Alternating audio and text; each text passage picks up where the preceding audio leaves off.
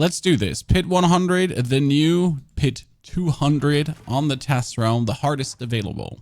And the way we're playing is very simple. We blood wave and then we just spam our blood lances while continuously moving forward and essentially having all these mobs follow us up on the wave of blood. Then as we're picking up these blood orbs with casting our blood lance, we're shooting out the bone spirit ghosts. And these bone spirit ghosts, well, they're exploding for billions of damage. Might actually have to turn down the damage numbers so you can actually really see what's going on. But you notice how this is a very straightforward, good gameplay. There's also an interesting change in recent times when it comes down to the in-game font. You might notice how there's a bunch of cluttered numbers as always, right? But there's one thing different, that in between numbers will pop up in very big. So suddenly the number will go from relatively tiny to a big outlier, like if we 1.5 billion there, for example.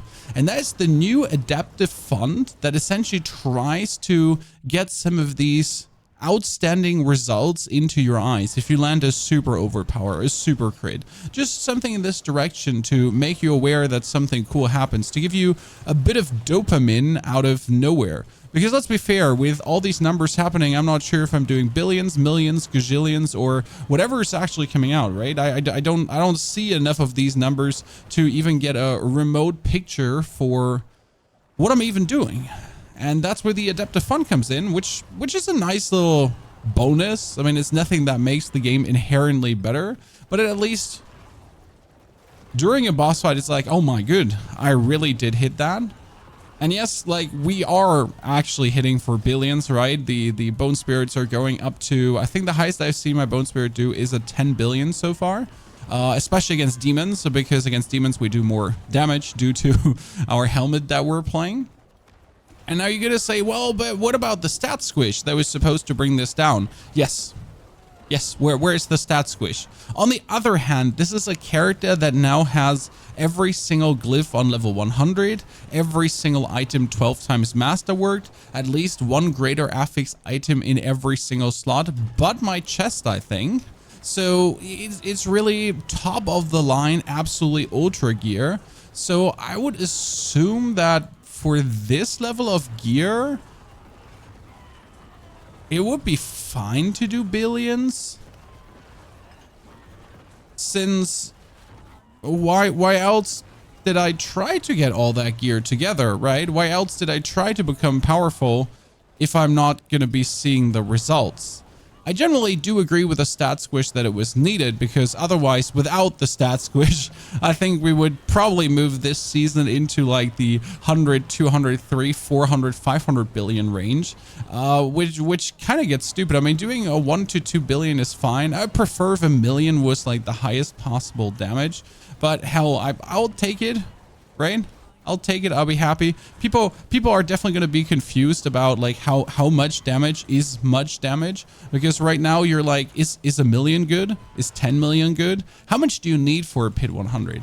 And this is probably the answer here right now. I mean, unless you are actually doing billions, a Pit 100 is not going to feel good. Unless your ability is able to do at least 100 million damage with one critical strike, at least, you're not going to be feeling good. You're not going to be able to melt those elites. I mean, we're currently sitting at 11 minutes into this Pit 100, right? And we are just about to get to the boss. And the interesting part about the boss fight is it's also not this 10-minute boss fight anymore, because right now you'd see like being at 10 minutes. And it's like, oh yeah, like so now that you've progressed all the way, right? The boss fight is probably going to be atrociously long, right? Surely that's what's going to happen. The reality looks different. So we're spending like XXX minutes to actually go through this, but then the boss fight itself is also not so long anymore. And luckily that is actually the easiest one to kill. Wow. Okay, so we're going to blast him. That's 2 billion. Let's see what else we can do. 3 to 4, right? 8 billion. But you notice like 8 billion and oh, that was a 22? What? Hold my beer.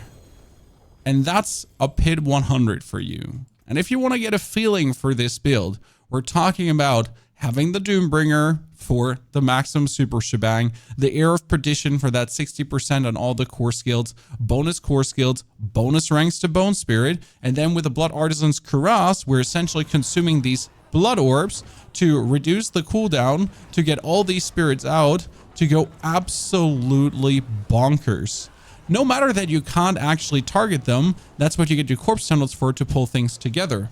And then you're going to have your blood orbs reduce your ultimate cooldown. Yes, very well. We got the Ossified Key passive to give us even more damage. The Ring of Starless Skies for an insane multiplier. And then our Blood Lens to essentially consume these orbses. And that's why we're going to have 100% and more attack speed. Look at my attack speed bonus, 66.5%. But there's blood attack speed. There is blood attack speed. And I think there's blood attack speed supposedly on the gloves too in the future. And that together leads us to 100% and above attack speed, which is absolutely brilliant. We get the Dazed for the bonus damage multiplier on dazed enemies, an auto curse aura, so we don't actually have to care for this, and then our blood wave to trigger 3 times. And that really leads to these, like, I mean, you see how many we're really outputting here and how often we can spam this, especially with the curse of Decrepify being a 15% chance to reduce a cooldown, and my Blood Lance having a 107% lucky hit chance, plus my Blood Wave itself having a 107% lucky hit chance.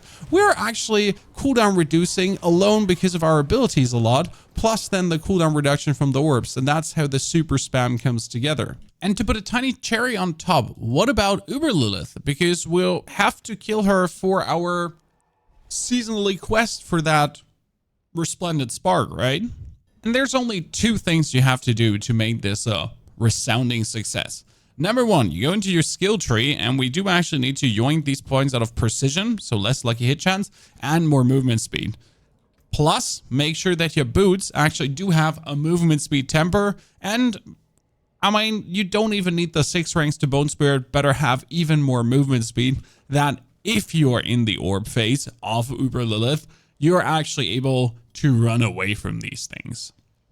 Because phase 1 is going to be relatively quick. We're going to throw on our Blight for the 20% damage multiplier, and then we're just spamming away, and that's phase 1. Actually, she cheated, and she avoided phase 1. Lady, not okay. She just dodged that, right? She ate the first crit and was like, I'm gone.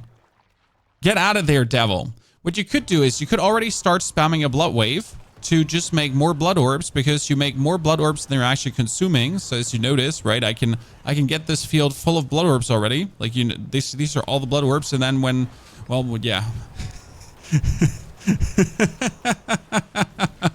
When it then comes together perfectly, we're ready. Funny story now, we're going to actually spam out blood waves to have blood orbs around the world, because now we're going to run. Now your movement speed comes in handy, right?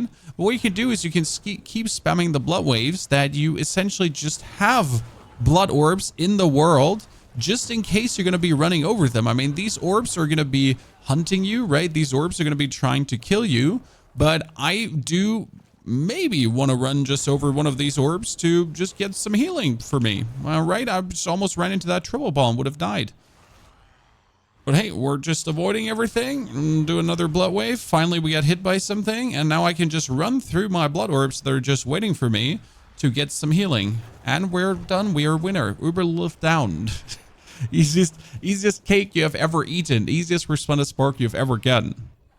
If you want to know more about the build, there's the full guide, everything explained, everything going down, the full breakdown. And yes, this will work in Season 6 as it's working in Season 5 already. There's nothing bugged going on here. The build is just great. Have a good day, and see you soon again.